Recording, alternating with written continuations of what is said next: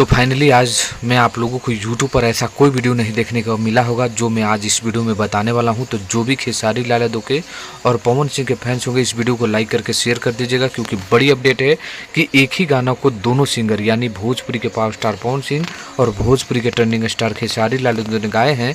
और इन दोनों में किसका ज़्यादा व्यूज है यूट्यूब पर, आइए उसी के बारे में हम बात करेंगे। तो चैनल पर पहली बार विजिट किए होंगे तो चैनल को सब्सक्राइब कर लीजिए दोस्तों।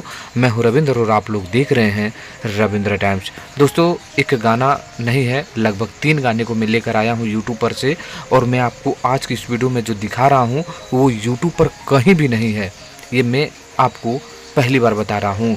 तो चलिए, एक गाना है जब से नैना लड़ल, एक गाना है जब से नैना लड़ल जिसको खेसारी लाल यादव ने गाए हैं 49 मिलियन गया है, वहीं पवन सिंह ने गाए हैं 20 मिलियन गया है। दूसरा गाना पर आइए, दूसरा गाना है आरा में दोबारा। दोस्तों आरा में दोबारा को खेसारी लाल यादव का 2 चैनलों पर अपलोडेड हुआ, एक पर 134 मिलियन और दूसरे पे 95 मिलियन है, जबकि पवन सिंह के गाना पर 90 मिलियन है।